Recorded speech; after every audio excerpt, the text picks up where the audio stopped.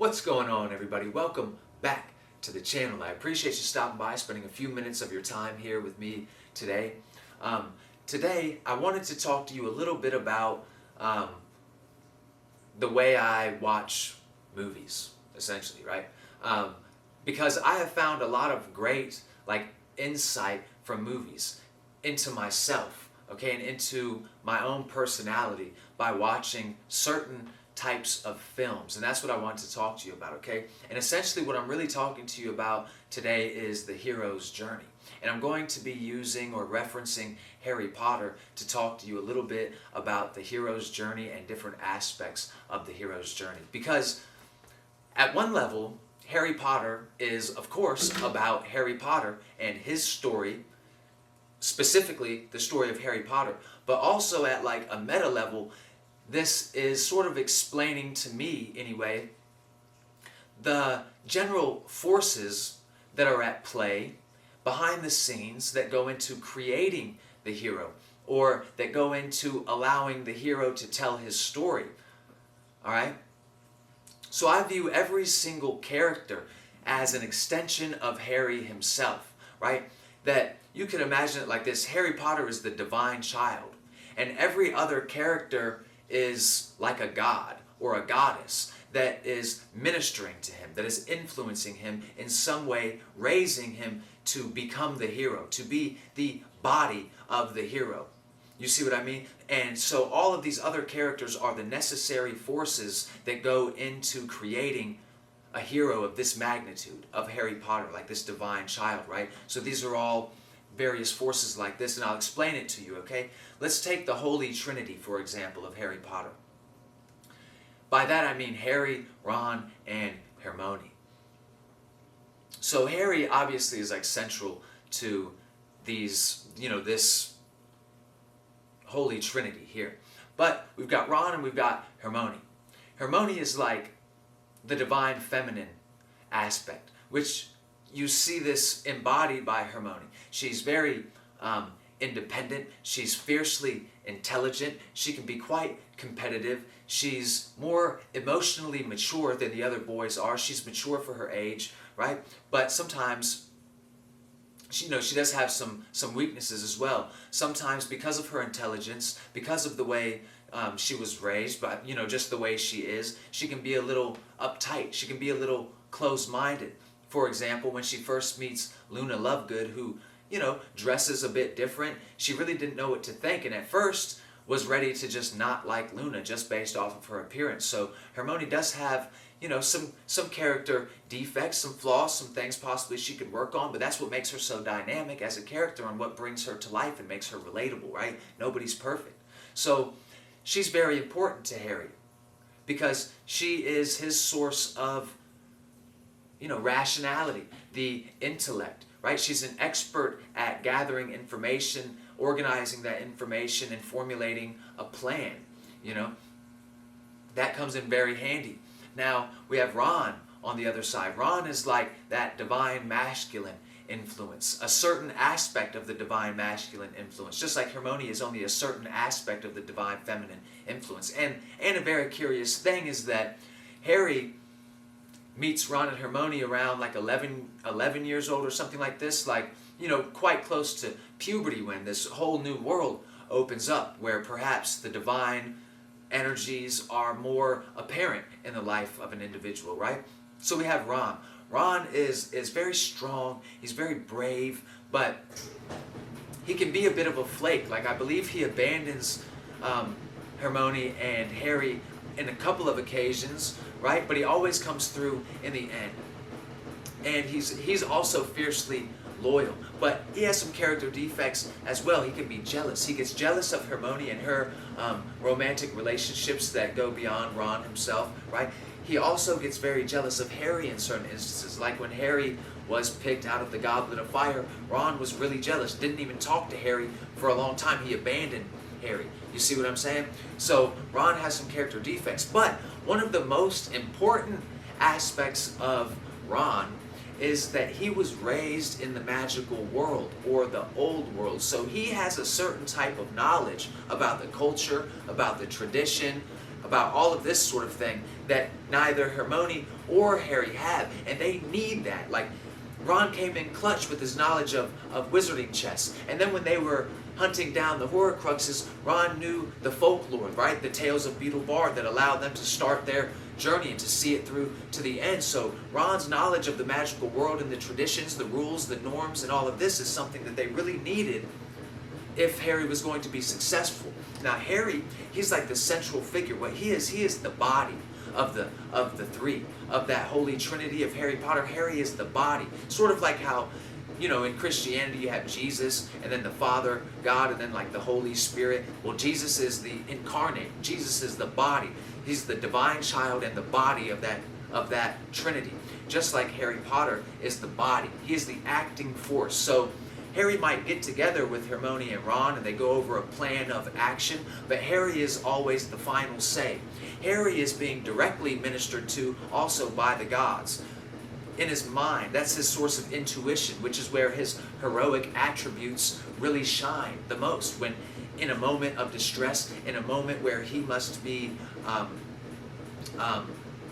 what's the word I'm looking for? He's acting almost off of instinct. There's no thought in it. He must act now. And he makes a certain type of decision that really determines whether or not he's going to be a hero or a villain or just sort of be neutral in the whole affair, which is to, you know, still choose really the side of whatever. It doesn't really matter. But you get my point?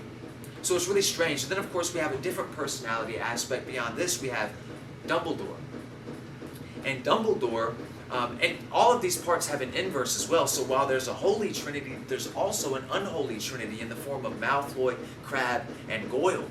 You see what I'm saying? So for every character, there's an inverse of that character. Or for every personality aspect, there's also an inverse of that personality aspect. Just like if you were reading tarot cards, right? You read tarot cards, they have one meaning when they're, you know, up the right way, and then when they're upside down, they have an inverse meaning. So it's the same sort of deal here. Now another character is Dumbledore, right? Dumbledore is like the father, the great father, the source of wisdom. If you were into like Carl Jung's type of psychology, you would say Dumbledore is the self.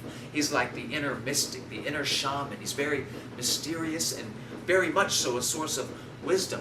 But you know, any great source like this doesn't just give you the answers. Like, Dumbledore doesn't just deliver the answers into Harry's lap. He baits him, right? He gives him riddles and gives him things like this to spark his curiosity and make him search onward and continue on his hero's journey. So he's this thing that's always in front of you, beckoning you further and further and further in. You see what I'm saying? That's Dumbledore here. And you have this certain part of you, part of your psyche that does this for you too in your life. This is the self, the great self, capital self. This is the thing that allows you to identify certain meaningful coincidences or synchronicities in your life and lead you on. And it does it in information. You know, one minute you're reading about the evolution of the brain. Next thing you know, you're reading about the Mesopotamian creation myth, and then you're back to the evolution of the brain, and then you're on to space travel. You never know. And you're finding insights into your spiritual nature as a human being while doing this in some strange way. That's called the self. It's bringing you these greater realizations. But if you don't understand it, it can be like a trickster, right? It plays tricks on you and stuff. Now, we also have the inverse of Dumbledore in the form of Voldemort, right? And Voldemort is such an instrumental character to the story because without Voldemort, you really wouldn't have Harry, right? Now, at a certain level, Harry is a divine child. He was chosen by fate itself, right? But in another perspective, really Harry was chosen by Voldemort because the prophecy says that Voldemort would mark a boy as his equal. And that boy who was marked, it was because their parents had thrice times denied Voldemort. Okay? So this was really between two children. It was really between Harry Potter and Neville Longbottom because both of their parents were in the Order of the Phoenix and were actively fighting against, you know, the Death Eaters, the army of Voldemort, and against Voldemort himself. But Voldemort actually was trying to recruit Harry's parents actively into the Death Eaters, right? But they said no 3 times and truly denied Voldemort 3 times. And so he chose Harry and marked Harry as his equal. Okay? And that's what started this whole thing that really enacted the prophecy. It was like destiny or fate had the prophecy sitting there just waiting, but it was dead. It was an empty prophecy, right? It wasn't active until some string of events happened and activated that prophecy. Boom! The hero is born. The boy is chosen. You see what I'm saying? And this is sort of, you know, the hero's journey. That's all. This is all about the hero's journey. And there is a secret about this, though, because of course we have these different aspects of this. Like, so we say we have Harry. Harry is the hero. Harry is the body. Okay? Harry is you, the centerpiece. Okay? And all of the other characters are influences in your life. Sometimes they do take a bodily form, like in the form of the people around you. Okay? You probably have your own Hermione or your own Ron or someone who plays a very similar role. You actually see this in a lot of movies. Like, for example, I watched Kiss the Girls for the first time today, and the main guy, the detective, he had 2 people helping him. One was a woman and one was a man. The man knew the terrain and the history of the area, but the woman was very intuitively smart. She had been through a certain experience that gave her a certain type of insight to know where they were going to be looking to locate the killer. So she had this rational intellect right here, and she was very brave because she was a victim, yet she came out of it, stayed strong, and became the hero by the end of the story, right? Now this happens in Harry Potter too. So imagine this: you're Harry, you're the hero, you're the body, but you also have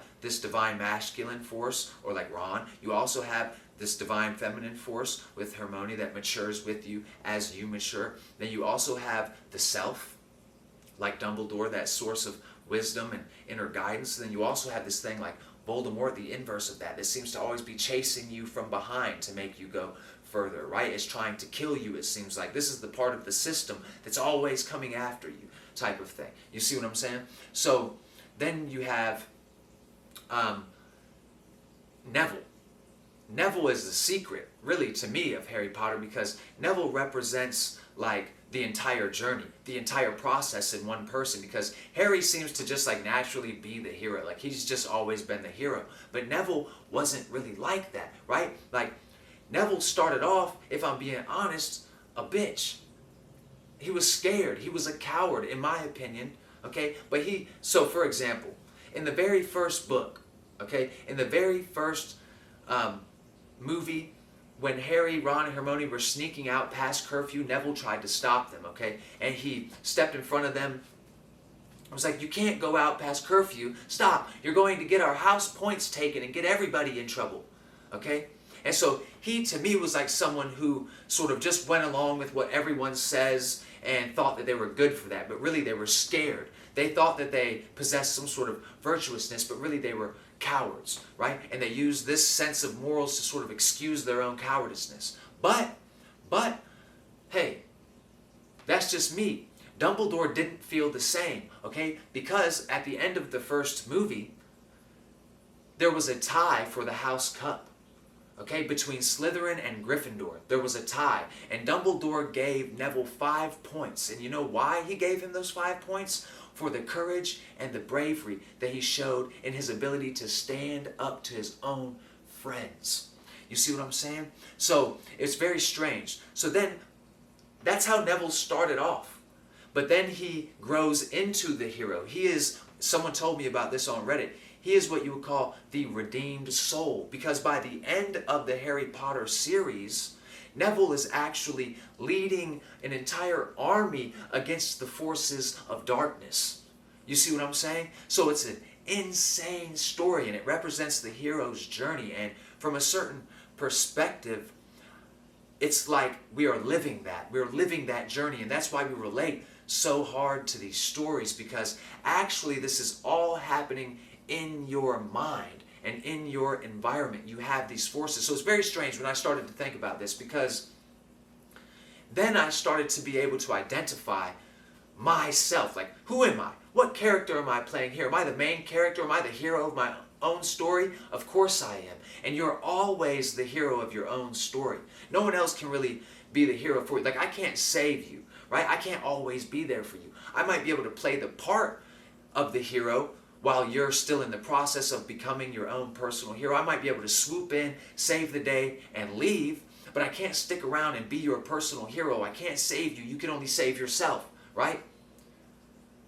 So if I'm the hero of the story and I've been able to identify that role, now when I come in contact with people, I'm able to sort of figure out where they fit into the story, right? So for example, I have a very loving wife. She's extremely intelligent. She's like my Hermione or whatever. She was raised in the ordinary world, in the muggle world, in the non-magical world, or something like this. But she's extremely smart and is planning, is organized, and is like my better half, you could say. You know what I'm saying?